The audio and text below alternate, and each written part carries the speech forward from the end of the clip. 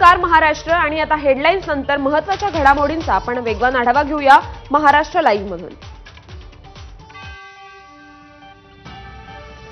उपराष्ट्रपती पदासाठी एनडीए कडून सीपी राधाकृष्णन यांना उमेदवारी जाहीर करण्यात आली आहे। सीपी राधाकृष्णन सध्या महाराष्ट्राचे राज्यपाल असून जेपी नड्डांनी त्यांच्या नावाची उपराष्ट्रपती पदासाठी घोषणा केली आहे। उपराष्ट्रपती पदाची निवडणूक ही 9 सप्टेंबरला होणार असून एनडीएला विजयासाठी 292 मतांची गरज आहे, तर सध्या एनडीएकडे 422 मतं आहेत, त्यामुळे राधाकृष्णन यांचा विजय जवळपास निश्चित मानला जातोय। हमारे उपराष्ट्रपति के प्रत्याशी के रूप में हमारे महाराष्ट्र के राज्यपाल श्री सीपी राधाकृष्णन जी, चंद्रपुरम पुन्नासामी राधाकृष्णन जी, उनको हम एनडीए का प्रत्याशी बनाएंगे और वो एनडीए के प्रत्याशी के रूप में रहेंगे। महाराष्ट्राचे राज्यपाल सीपी राधाकृष्णन यांनी सपत्नीक सिद्धिविनायकाचं दर्शन घेतलं। उपराष्ट्रपती पदाची उमेदवारी मिळाल्यानंतर राधाकृष्णन सिद्धिविनायकाच्या दर्शनाला पोहोचले। मुख्यमंत्री देवेंद्र फडणवीस यांनी कोल्हापूरहून परतताच थेट राजभवन गाठलं आणि राज्यपाल सीपी राधाकृष्णन यांची भेट घेतली। एनडीएच्या वतीने उपराष्ट्रपती पदासाठी उमेदवारी जाहीर झाल्याबद्दल फडणवीसांनी त्यांचे मनपूर्वक अभिनंदन केलं। उपराष्ट्रपती पदाच्या निवडणुकीसाठी आता इंडिया आघाडीकडून वेगानं हालचाली सुरू झाल्यात। आज सकाळी 10 वाजता मल्लिकार्जुन खरगेंच्या कार्यालयात महत्त्वाची बैठक होणार आहे। एनडीएकडून चेहरा ठरल्यानंतर इंडिया आघाडीकडून उमेदवार ठरवण्यासाठी ही चर्चा होणार आहे। दरम्यान ही निवडणूक बिनविरोध व्हावी यासाठी सरकारचा प्रयत्न सुरू असून केंद्रीय संरक्षण मंत्री राजनाथ सिंग यांनी खरगेंना फोन केल्याची माहिती सूत्रांनी दिली आहे। मुंबईतील बेस्ट पतपेढीच्या निवडणुकीसाठी आज मतदान होत आहे। या बहुचर्चित निवडणुकांचा निकाल उद्या लागणार आहे। ठाकरे बंधूंचे उत्कर्ष पॅनल मैदानात आहे, तर महायुतीचे सहकार पॅनल देखील या निवडणुकीत आहे। यंदा ठाकरे बंधूंच्या उत्कर्ष पॅनल आणि महायुतीच्या सहकार समृद्धी पॅनलमध्ये थेट सामना पाहायला मिळणार आहे। बेस्ट वर्कर्स युनियन पुरस्कृत शशांकराव पॅनल सुद्धा निवडणुकीच्या रिंगणात आहे। एकूण 15,093 मतदार 29 मतदार केंद्रांवर आपला हक्क बजावतील, तर कोण बाजी मारणार याकडे सर्वांचं लक्ष लागलंय। निवडणूक आयोगाने पत्रकार परिषद घेत राहुल गांधींच्या आरोपांवर आता उत्तर दिलंय। मतचोरीचा आरोप हा संविधानाचा अपमान असल्याचं निवडणूक आयोगाने म्हटलंय, तर 2 राजकीय पक्षांमध्ये कोणताही भेद करत नसल्याचंही आयोगाकडून स्पष्ट करण्यात आलंय। दरम्यान राजकीय पक्षांनी मतदार याद्यांची फेर तपासणी करण्याची मागणी केली होती। ही तपासणी सुरू असून 15 दिवसात त्रुटी समोर आणा असं आवाहनही आयोगाकडून करण्यात आलंय। माझ्याकडे प्रतिज्ञापत्र मागणारा निवडणूक आयोग अनुराग ठाकुरांकडे शपथपत्र का मागत नाही? राहुल गांधींचा निवडणूक आयोगाच्या पत्रकार परिषदेनंतर सवाल त्यांनी अशा प्रकारे उपस्थित केलाय। बीजेपी के लोग प्रेस कॉन्फ्रेंस करते हैं, उनसे कोई एफिडेविट नहीं मांगा, मुझसे एफिडेविट मांगा। कहते हैं कि आप एफिडेविट दो कि आपने जो हमें कहा, आपने जो डेटा रखा है वो सही है। उन्हीं का डेटा है, उन्हीं के आंकड़े हैं, मुझसे एफिडेविट मांग रहे हैं। विरोधी पक्षनेते आणि काँग्रेसचे खासदार राहुल गांधी यांची आज बिहारमध्ये मतदार अधिकार यात्रा काल सुरू झाली आहे। पहिल्याच दिवशी त्यांनी महाराष्ट्रातल्या मतदार यादीतल्या कथित घोटाळ्याचा मुद्दा उचलला। महाराष्ट्रात सारे ओपिनियन पोल्समध्ये इंडिया आघाडी जिंकणार असं सांगत होते। लोकसभेवेळी आमची आघाडी जिंकली होती, 4 महिन्यातच विधानसभा निवडणुका झाल्या आणि भाजप प्रणित आघाडी जिंकली। आम्ही थोडी चौकशी केली। लोकसभा निवडणुकीनंतर निवडणूक आयोगाने जादू करून 1 कोटी नवे मतदार तयार केले असा आरोप त्यांनी केला। हमने उनसे सीसीटीवी जो वीडियोग्राफी है वो मांगी, मना कर दी। भाइयों और बहनों, मैं आपको इस स्टेज से कह रहा हूं कि पूरे हिंदुस्तान में विधानसभा के चुनाव, लोकसभा के चुनाव चोरी किए जा रहे हैं। गेल्या काही दिवसांपासून विरोधकांकडून मतचोरीच्या मुद्द्यावरून गंभीर आरोप केले जात आहेत। लोकसभेचे विरोधी पक्षनेते राहुल गांधी यांनी निवडणूक आयोगावर टीका करत मतदान याद्यांमध्ये घोळ झाल्याचा गंभीर आरोप केला होता। या दरम्यान आता प्रहार जनशक्ती पक्षाचे बच्चू कडू यांनी एक खळबळजनक दावा केलाय। विधानसभा निवडणुकीच्या आधी ज्यांची मतं मिळणार नाहीत अशी 10,000 नावं काढून टाकण्याची आपल्याला ऑफर होती असं कडू म्हणाले।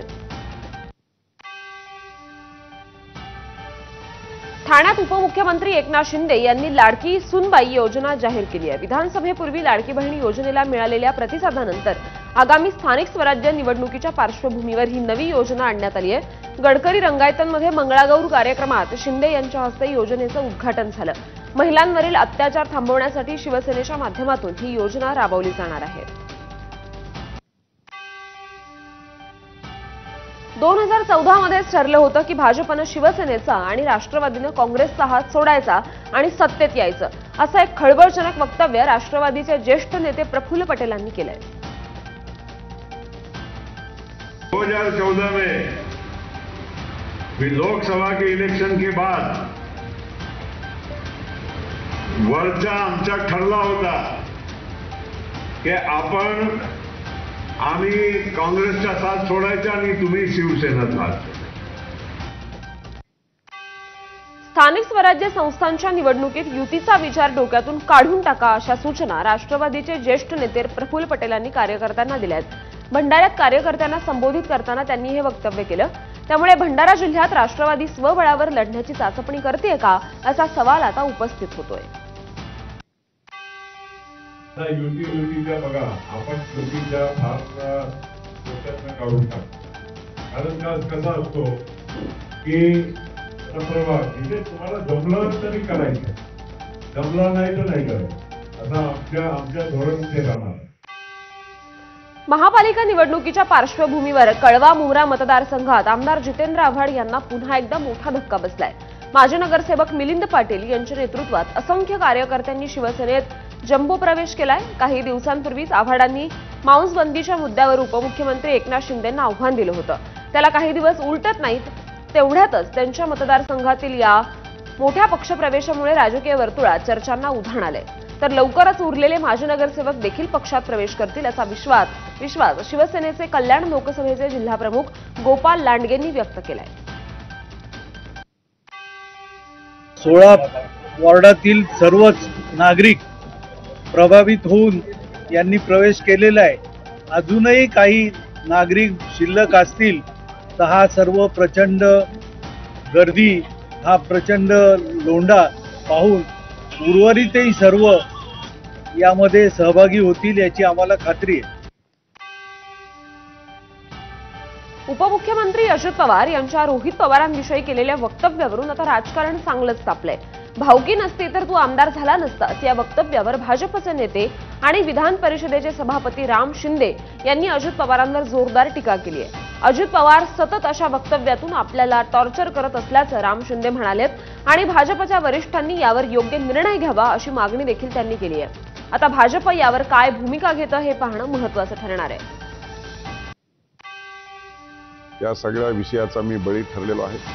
622 मताच्या फरकाने माझा पराजय झालेला आहे आणि वारंवार अशा पद्धतीचं वक्तव्य करून ते टॉर्चर करतायत किंवा सातत्यानं नाउमेद करण्याचा जो प्रयत्न करतायत, कुठेतरी महायुतीच्या अंतर्गत वरिष्ठ नेतृत्वाने या संदर्भामध्ये चर्चा केली पाहिजे। वर्ध्याचे शरद पवारांच्या राष्ट्रवादीचे खासदार अमर काळे यांनी पालकमंत्री पंकज भोयर यांच्यावर जाहीर कार्यक्रमातून गंभीर आरोप केलेत। हिंगणघाटमध्ये झालेल्या कार्यक्रमात त्यांनी जिल्ह्याच्या विकासासाठी निधी न दिल्याचा तसंच खासदार काळेंनी सुचवलेल्या लोकहिताच्या कामांना जाणीवपूर्वक डावलल्याचा आरोप करत खासदार अमर काळेंनी भाजपवर निशाणा साधला। डीपीडीसीतून साधं स्मशान शेडचं कामही मंजूर होत नाही असा दुजाभाव सुरू असल्याचंही त्यांनी म्हटलंय। या आरोपांमुळे भाजप वर्तुळात खळबळ उडाली आहे। गोंदिया आणि भंडारा जिल्ह्याच्या मध्यवर्ती बँकेच्या निवडणुकांमध्ये महायुती समर्पित पॅनलचा विजय झालाय। गोंदिया आणि भंडारा दोन्ही ठिकाणी राष्ट्रवादी काँग्रेसचे अध्यक्ष झालेत।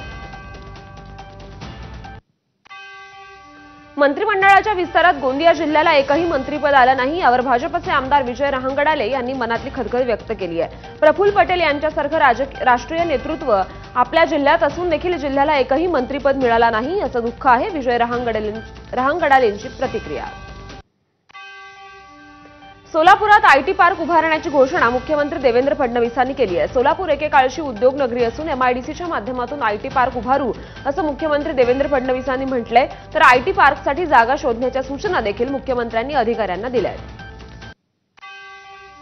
आता जिल्हाधिकारी, महानगरपालिका आयुक्त, पालकमंत्री तुम्हाला सगळ्यांना सांगतो, IT पार्क करता उत्तम अशी जागा शोधून काढा.